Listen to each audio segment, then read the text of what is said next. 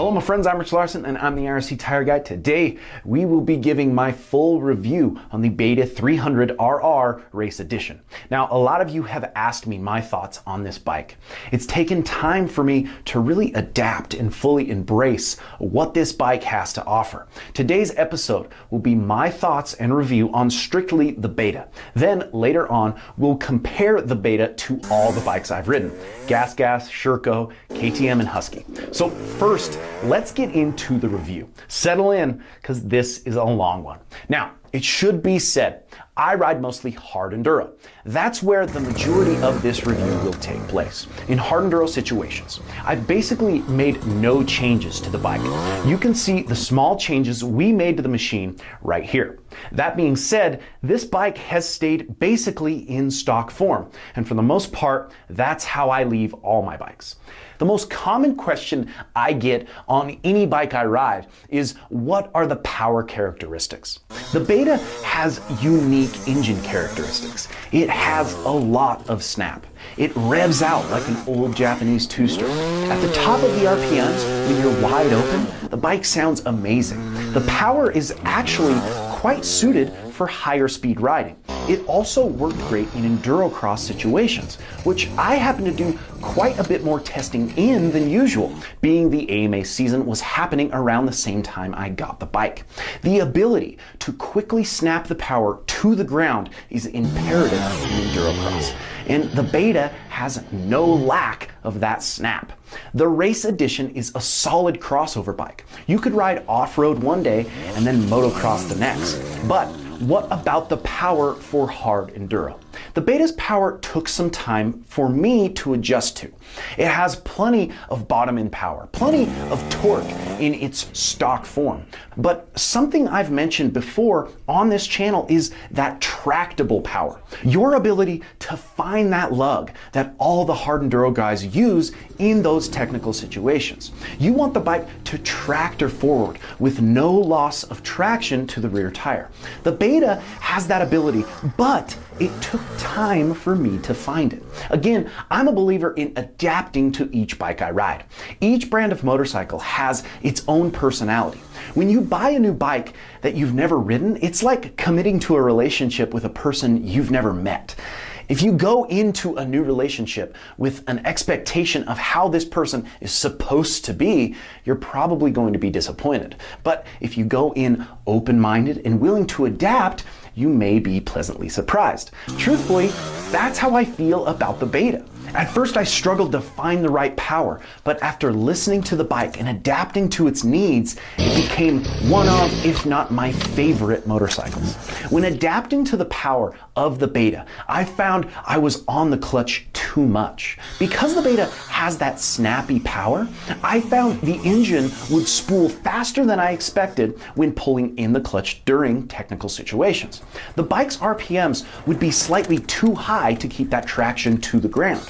It was less about staying off the clutch and more about being less aggressive with each pull in.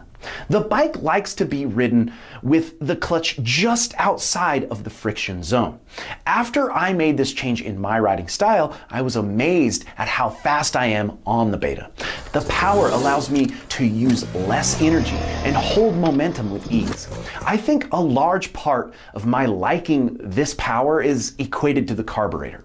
Truthfully, I like both carb bikes and TPI bikes for their own reasons, but there's something about a perfectly tuned 36mm key and carb that I love. The stock jetting out of the box was okay, but after adding the Suzuki NECW needle, it was the closest thing to perfect I've ever felt. A noticeably more smooth bottom end, a nearly perfect transition from pilot to needle. This may be the best running bike I've ever ridden. We'll break that down more in our comparison to all the other bikes I've ridden, but for now, just know this one gets top marks for the way it runs. Does that mean it makes the most usable power? No, but there's something about a perfectly jetted bike. I'd almost choose the perfect running bike and less usable power over a finicky running 3-stroke or detonation and perfect traction. Plain and simple, I love not thinking about the way the bike is running. Lastly, pertaining to the engine, the Beta is a 300 counterbalance two-stroke. Does it vibrate? Yes. Has vibration ever bothered me? No. Switching from bike to bike, to me, I'm focusing on performance. I don't feel vibration hinders my performance in any way. I really don't notice it unless someone points it out to me or I have to tighten bolts more than usual, which is somewhat true on the Beta. I did lose a motor mount a few weeks ago. To me, that's the only downside of vibration. I know it bothers a lot of guys, but it's of no effect to my riding. As mentioned, with the power characteristics, the Beta doesn't like to be aggressively clutched when trying to hold traction. That being said, the stock clutch is just okay. The stock master cylinder is a 10mm and the pull is somewhat hard. A 9mm master fixes that. When the clutch gets really hot, the friction point becomes slightly smaller. This can make the clutch at times feel almost grabby. Now, the new 2022 Betas have moved to a diaphragm clutch. That should fix all these small problems. Truthfully, all in all, I'm satisfied with the 2021 clutch. I'm very hard on clutches. So far, this one's holding up great. The clutch is one of the most important parts on a bike, especially in hard enduro. The Beta's stock clutch is definitely passable, but I'm interested in testing the 2022. Now, building off of the clutch, let's talk gearing. The stock gearing on the Beta is 1448, which was really surprising to me. If I put that gearing on any other hard enduro bike that I've tested, it would probably have zero bottom end and go over 100 miles an hour. With the Beta, it's actually not that bad for what I ride. I do a lot of one-off Instagram clips. If I was more focused on competing, I'd probably run closer to a 1348 or 1350 gearing. But it should be said, with that gearing, I'd run the bike in second gear all the time. Maybe I've mentioned this before, but for play riding, I like to use a longer first gear. For racing, I want a really big second gear. So we have to talk suspension. The Beta 300 Race Edition comes stock with KYB. KYB stuff is so good. The stock suspension on the 2021 is slightly stiff for hard enduro specifically, but I'd say perfect for endurocross. It's a well-rounded, higher speed technical suspension. I found adding additional sag in the rear as well as going completely soft in the front compression dampening made it good enough for hard enduro. Again, if I was fully competing, I'd probably revalve slightly softer, but for what I do, it feels great. I have to say KYB soaks up every hard hit so good. I'm definitely happy. I think something that's also took quite a bit of adapting to is the ergonomics. The bike feels higher in the front than what I'm used to. The Beta itself has its own feel. It's stable at high speeds and likes to be ridden with your weight over the front, but at slow speed, it loves all the weight on the rear tire. I find myself trying to wheelie up everything in technical situations. I think it's a mix of the power characteristics for traction as well as the ergos within the frame. Also, the turning radius, or lack of turning radius, definitely took some getting used to, but it doesn't bother me too much anymore.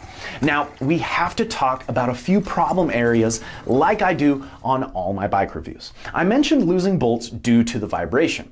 It should also be said that I have to check the spokes way more often than on other brands. You will definitely find them backing out, especially on the rear tire. The plastics are really hard plastic. I snapped a front fender clean off on just a small tip over. An aftermarket brand would probably be much stronger. So keep that in mind.